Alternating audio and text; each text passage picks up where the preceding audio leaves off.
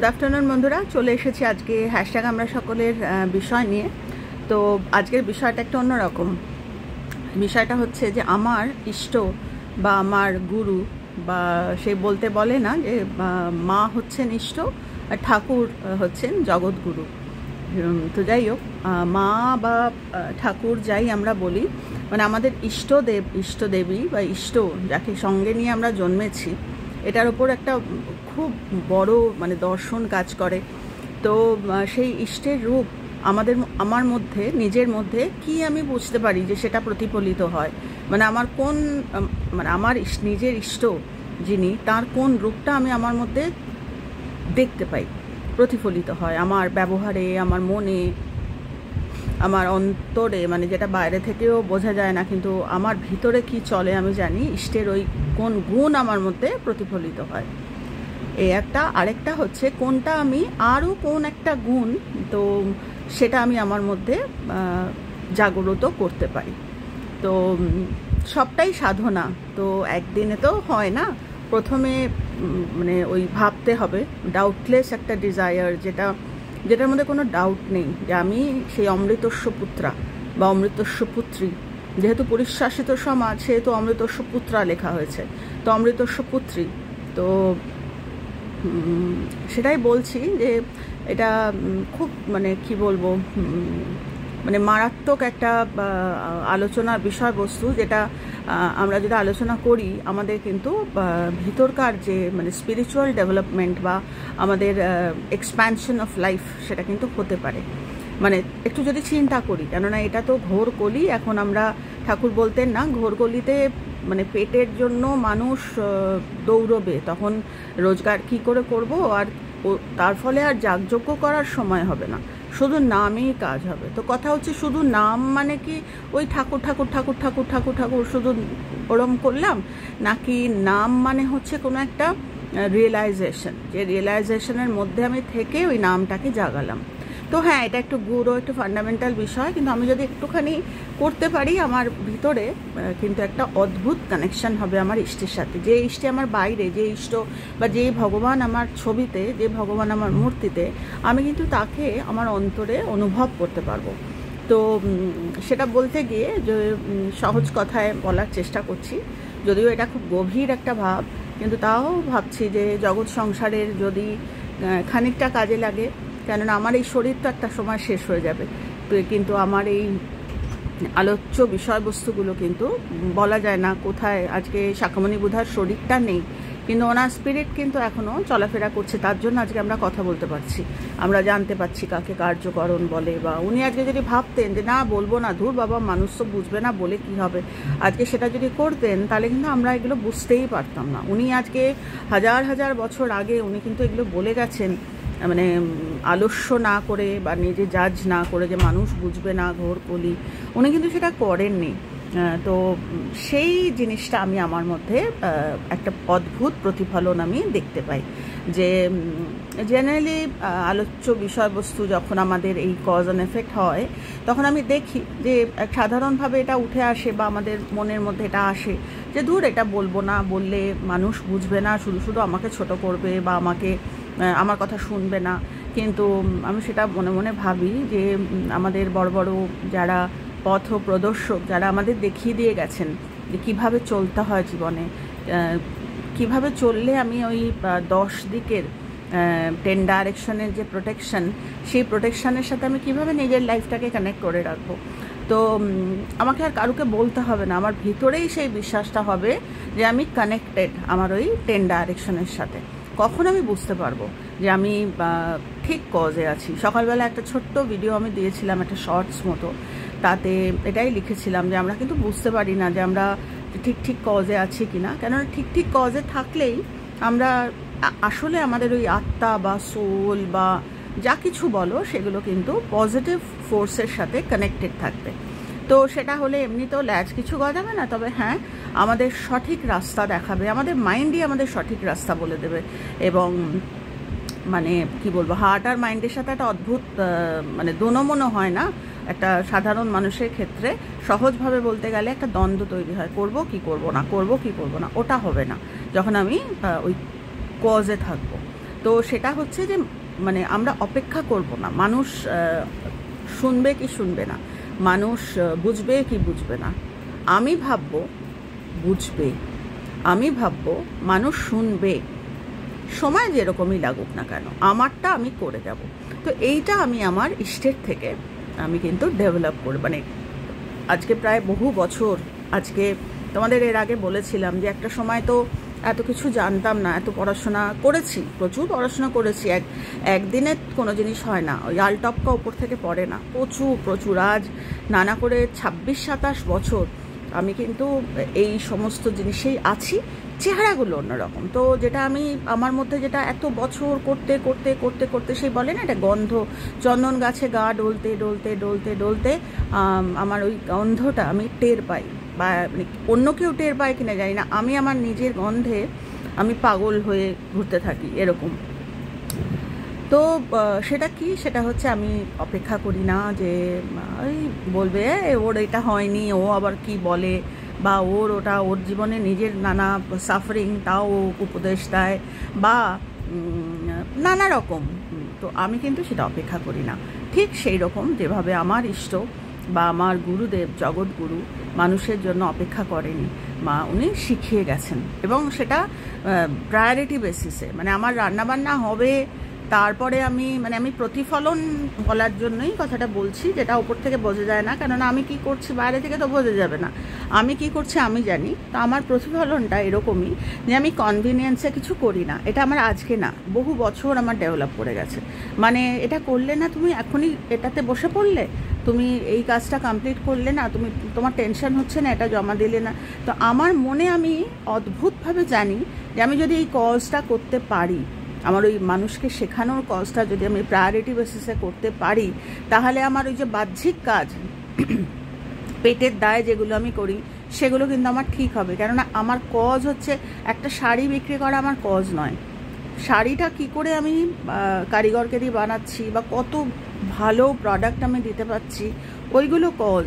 তো ওইগুলোতে যখন আমি কনসেন্ট্রেট করতে পারছি, রাদার আমি মানে কি বলবো, মানে আমি এফেক্টের চিন্তা না করে যে আজকে যদি রান্নাটা কমপ্লিট না করি বা আমার হাতের কাজগুলো যদি আমি শেষ না করে ভিডিও করতে বসি, তাহলে কিন্তু আমার সব দেরি হয়ে যাবে। তো আমার ভিতরের যে ট্রেনিং বা আমার সাধনা, যেটা এত বছরে আমি যেটা টের পেয়েছি, এগুলো সবই আমার ভিতরকার কথা তোমাদের বলছি। তোমরা সহমত সবাই নাও হতে পারো, কিন্তু আমি দেখেছি আমি অনেক সময় আমার দিনের কাজ বা আমার হাতের লেখার কাজ বা অনেক কিছু যেগুলো আমি পরে করি, আমার আগে যেগুলো মানুষের, ধরো কারুকে মিট করার বা কাউকে একটা কোনো স্টাডি শেয়ার করার, বা এই যে আজকে ইউটিউবের ভিডিও আজকে হয়েছে, এরকম কিন্তু আমার অনেক মানে আমি এই জিনিস করি। আজকে না হয় আমি ভিডিওতে বলি, কিন্তু পার্সোনালি বা ওই মানে কি বলবো, মানে সামনাসামনি সেরকম কিন্তু আমি বহু বছর ধরে করছি।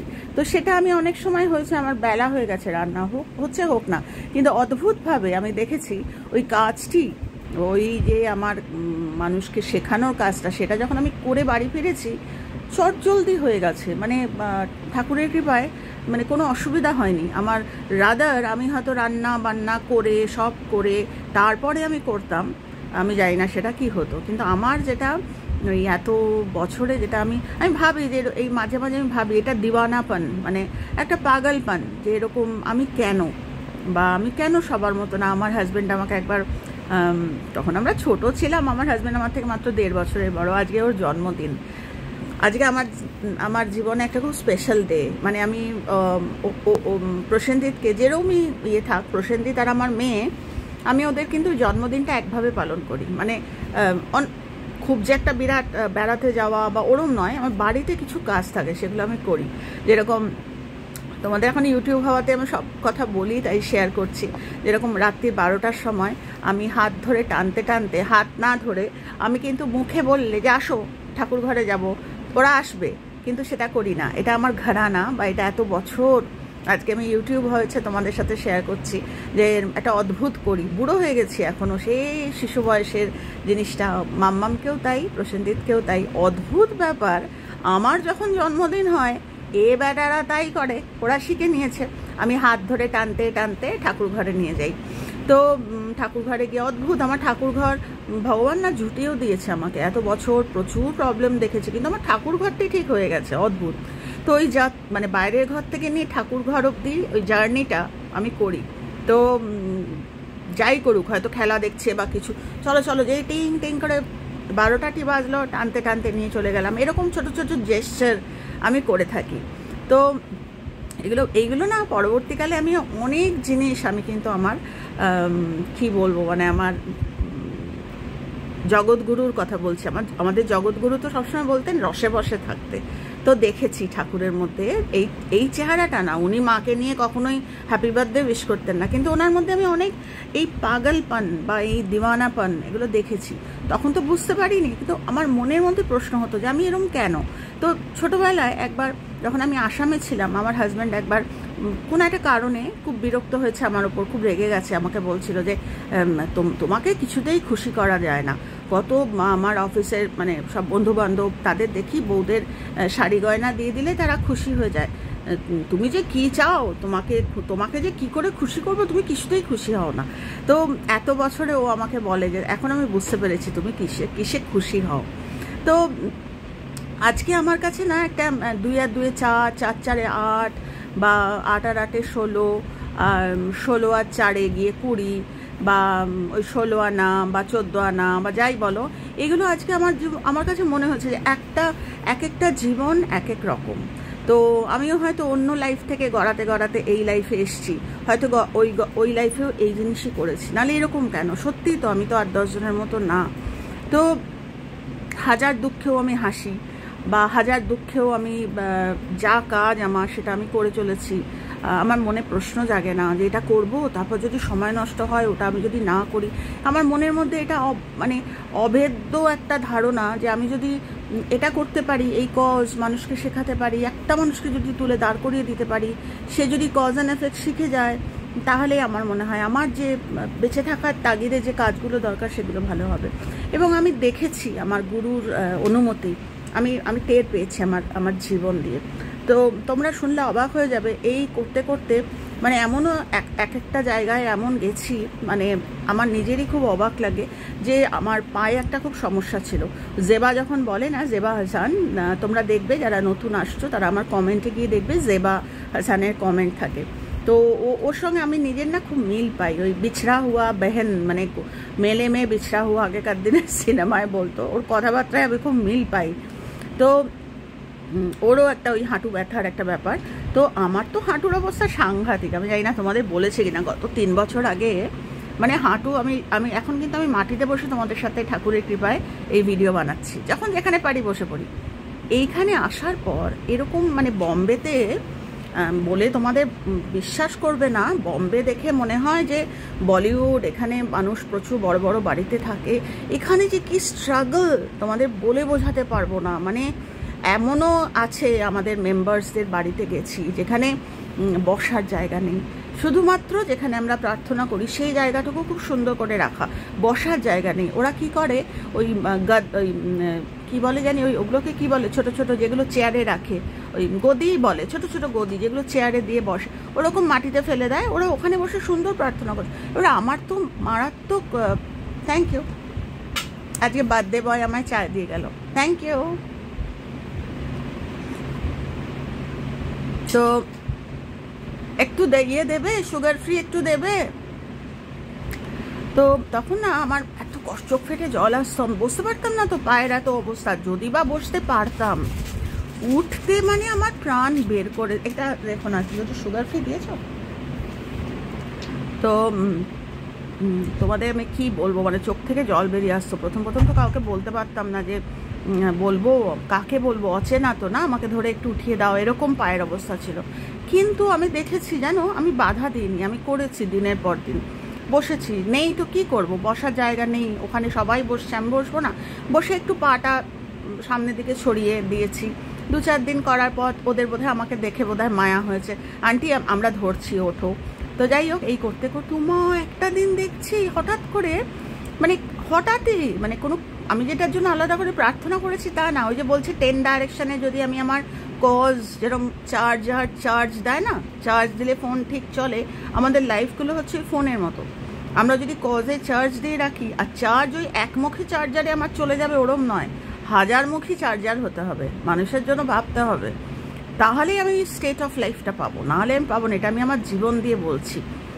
আমি কিন্তু চাইও নি, কিন্তু আমি করে গেছি এই কাজ। হঠাৎ করে দেখছি একদিন, উমা সুন্দর বসছি, আমার পায়ে ব্যথা করছে না। এই যে তোমাদের সঙ্গে বসেছি, আমি যদি দেখাতে পারতাম, আমি কিন্তু হাঁটু গেড়ে বসেছি, দেখানো যাবে না হয়তো, আমি কিন্তু হাঁটু গেড়ে মানে এরম বাবু হয়ে বসেছি। তবে হ্যাঁ, যেটা প্রসেনজিৎ আমাকে বলে যে পারছো মানে এই নয় যে তুমি খুব এটাকে মিসইউজ করবে, সবসময় মাটিতে বসো না। মাটিতে বসাটা আমাকে ডক্টর হোম চৌধুরী বারণ করেছিলেন যে আপনার হাঁটুর যা অবস্থা, আমি আর অত ডিটেল যাচ্ছি না, ভুল করেও মাটিতে বসবেন না। তো আসলে মাটিতে বসার থেকে ওঠাটা খুব কষ্টকর। উমা আমি দেখি একদিন আমি সুন্দর বুঝতে পারছি। তো এখন অদ্ভুত প্রোটেকশান। প্রথম কথা, আমি তো বসতে পারি সুন্দর, যেখানে দেখি সবাই ঢিম ঢিম করে মাটিতে বসছে আমিও বসে যাই, কিন্তু অদ্ভুত দেখো প্রোটেকশান। মেয়েরা যারা আশেপাশে ছেলেমেয়েরা থাকে, যারা আন্টি বলে, কেউ দিদি বলে, যেরকমই বলুক, তারা বসতে দেয় না, ঢম করে একটা চেয়ার এনে দেয়। সবার লজ্জা লাগে মাঝে মাঝে যে সবাই বসছে, আমি একা বসবো। তখন বলে না তুমি তো বড়, তুমি বসো, তোমার পায়ে। আমার কিন্তু পায়ে এখন ঠাকুরের কৃপায়। তো সেটাই বলছি যে আমি আমার ইষ্টের এই যে ফান্ডামেন্টাল জায়গাটা ধরে ফেলেছি। আমাকে তার কানে কানে এসে শাখাবানি বলে দেননি যে এটা আমার গুণ, এটা ধর, কিন্তু আমি ফলো করেছি।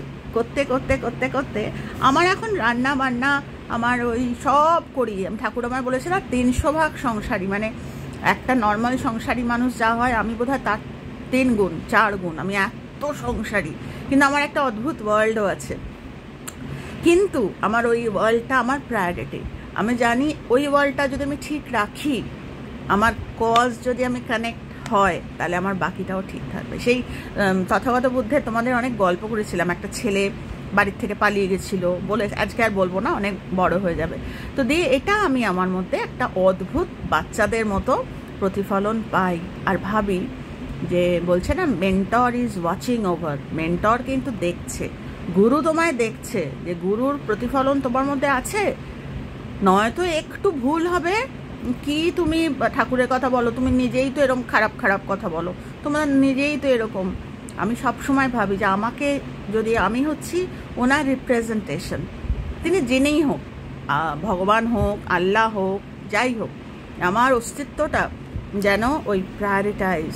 আমি খুব একটা টেকনিক্যাল না, আমি টেকনিক্যাল জিনিস পছন্দও করি না, মানে এটা হলে ওটা ওরম নয়, কিন্তু ওই এক আকাশ ভক্তি, এক আকাশ বিশ্বাস, এক আকাশ মানুষকে চিনিয়ে দেওয়ার চেষ্টা, যে দেখ এই রাস্তাটা দিয়ে গেলে সবসময় যে এক একটা মানুষের এক একটা প্যাটার্ন, তো কারুর 6 মাস সময় লাগে, কারুর 6 বছর লাগে, সেটা কিন্তু করে যেতে হবে।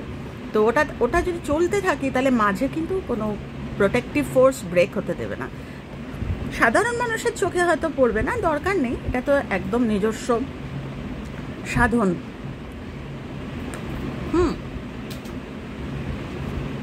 এইটা হচ্ছে আমি আমার মধ্যে দেখতে পাই, এবং আমি রোজ আমার সাধনা হচ্ছে এটাকে আরও বাড়ানো। তো এই আরেকটা হচ্ছে যে তুমি তোমার মধ্যে আর কোন গুণ, আমি অনেক কিছু আমার ইষ্টের, যখন চুপ করে বসে বুঁদ হয়ে ভাবি, তখন আমি অনেক জিনিস ভাবি নিজের মধ্যে ডেভেলপ করার। তো অত ডিটেলে আর যাচ্ছি না, কিছু না, মায়ের চেহারা, গুরুর চেহারা চিন্তা করলেই আমরা কিন্তু, বা গুরুর গাইডেন্স, টিচিংস, এগুলো যদি আমরা চিন্তা করি, তাহলেই কিন্তু যেরকম কোরআনের শরীফ, আমরা কিন্তু তার টিচিংসে সমস্ত কিছু বলে দিয়ে গেছে, সেগুলো যদি আমরা সাধন করি, তাহলে আমার মধ্যে কিন্তু ওই আল্লাহর ওই রিপ্রেজেন্টেশন আমার মধ্যে আসবে। তো যাই হোক, এটা বলতে গিয়ে পরেরটা হচ্ছে ওই আর কোনটা করি, তো প্রচুর করি এরকম। তার মধ্যে একটা বলছি, আমাদের ঠাকুর বা মা বা আল্লাহ বা খ্রিস্ট যাই বলো, এরা অদৃশ্য। তোমরা হয়তো ভাববে যে মহিলার মাথায় স্ক্রুগুলো একদম ঢেলা, যারা চেনো, যারা নতুন দেখছো তারা বলবে এই ভদ্রমহিলা কী বলছে। আমার ওরকম অদৃশ্য হতে ইচ্ছা করে। এবার তোমরা বলবে যে তোমার গুরুর ইষ্টের কোন গুণ তুমি তোমার মধ্যে মানে ইনকালকেট করা বা কোনটা তুমি প্রতিফলন চাও বা সাধন করছো ওটা ডেভেলপ করার জন্য। আমি অদৃশ্য হতে চাই, মানে চাই না, আমি অলরেডি শুরু করে দিয়েছি। তোমরা ভাববে অদৃশ্য ফিজিক্যালি, কেন আমাদের মাইন্ড এমনভাবেই তৈরি, আমরা ওয়ার্ড হিসেবে ধরি। তো ইট ইজ নট দ্যাট। অদৃশ্য মানে ফিজিক্যালি অদৃশ্য না, আমি মানসিকভাবে অদৃশ্য হতে চাই। যেরকম আমাদের ঠাকুর বা যেরকম আমাদের যে কোনো ইষ্ট ধরো বা যা কিছুই ধরো, তারা সামনে আসে না। সামনে আসা মানেই খপাত করে আমরা ধরবো, ধরেই তাকে পুজো করব, ধরেই তাকে থ্যাংক ইউ বলবো, ধরেই তাকে আদর করব, ধরেই তাকে মারাত্মক আরাধনাই সেই। কিন্তু আমাদের হিউম্যান টেন্ডেন্সি এমন না, দিনের পরে ওই ল্যাচ খসতে শুরু করবে। তো আগে থাকতেই সেই ঠাকুর একবার বলেছিলেন যে কেশব সেনকে দেখে, ঠাকুর তো ভীষণ মজার মজার কথা বলতেন, কেশব সেনকে দেখে বলেছিলেন এর ল্যাচ খসে গেছে। তো হয়তো তোমাদের মনে হচ্ছে কি কঠিন কথা বলছে। কঠিন কিছু না, আমাদের জীবনই এটা। ধরো কোনো কিছু পছন্দ হলো না, যেরকম একটা সময় ছিল যখন financially I was very sound, মানে নিজে ব্যবসা করছি, প্রসেনজিৎ খুব ভালো কাজ করছে, বাড়ি ঘর সব। তখন আমি মানে আমার ওই ঠাকুরের কৃপায় বা ঠাকুর আমায় সে ক্ষমতা দিয়েছিল, আমি আর্থিকভাবে, আমি কোনোদিন বলিনি, আজকে এই আলোচনাটা করতে গিয়ে এটাও আমার ধর্ম যে আমি বোঝানোর চেষ্টা করছি যে আমি ওভাবে আর্থিকভাবে চেষ্টা করেছি মানুষের পাশে দাঁড়ানোর একটা চেষ্টা, মানে প্রচুর বছর আমি ওভাবে।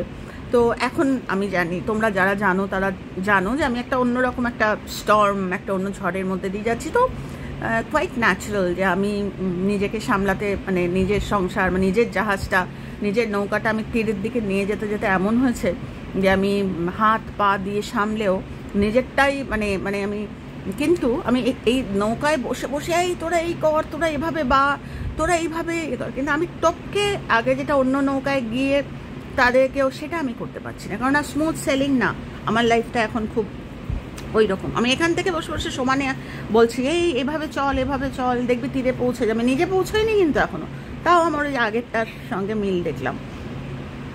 তো আমি এখন থেকে না ওই অদৃশ্য হতে চাই, যে ঠাকুর কিন্তু সামনে, ইষ্ট বাল্লা বা যাই বলো কৃষ্ণ, তারা সামনে আসে না, তারা অদৃশ্য, তারা ভিজিবল নয়। ভিজিবল হতে গেলে যে সাধন, ভিজিবল হন তা না, তারা ভিজিবল হন, তাদের প্রত্যক্ষ করা যায়, কিন্তু যে সাধন প্রয়োজন, সেই কজের সাধন, সেইটা করতে পারলে কিন্তু করা যায়। তো যাই হোক, যেটা বলছিলাম যে অর্থ দিয়ে সাহায্য একটা সময় টপকে গিয়ে নিজের ইয়ে দিয়ে আমি অন্য নৌকায় গিয়ে ওইভাবে করতাম, এখন পারি না। আমি অদৃশ্য, মানে আমি দূরে থেকে আমি 100%। তোমরা মহাদেবের যখন ইয়ে দেখবে, মহাদেব বলে নয়, যে কোনো ইয়েতে দেখবে আমাদের বিষ্ণুর যে শয্যা, যে মা লক্ষ্মী বসে আছেন পদসেবা, এগুলো প্রত্যেকটা কিন্তু প্রত্যেকটার অর্থ আছে।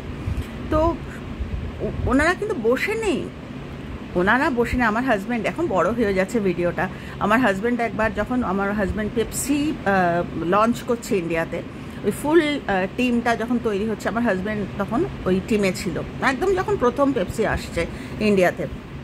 তো সেখানে ওদের যে সিইও ছিল, তো তার সাথে মিটিং ছিল। তো ভীষণ এক্সাইটেড সকাল থেকে, সেই জামা কাপড় ঠিক করে টোরে ইস্ত্রি করে টাই ফাই, খুব এক্সাইটেড, বুঝতে পারছিলাম। প্রার্থনা করছিলাম যাতে সুন্দরভাবে কথা হয়, এর যাতে লাইফটা ভালো থাকে। যখন রাতে ফিরেছে খুব হাসছে, আমি কী হয়েছে, বলছে আজকে তো সিইওর সাথে এখানকার যিনি ম্যানেজ করবেন ইন্ডিয়া নিয়ে কথা হলো, অত বড় মানুষ। বলছে জানো গিয়ে কি দেখলাম, ভিতরে যখন ওর টাইম হলো গেল, ভিতরে গিয়ে দেখলো পেপসির একটা, ওই আমি না ভুল বললাম, এটা পেপসি না, এটা ডেটল, রেকিটেন কোলম্যানের কথা বলছি, এটা পেপসি না, আজকাল খুব ভুলে যাই।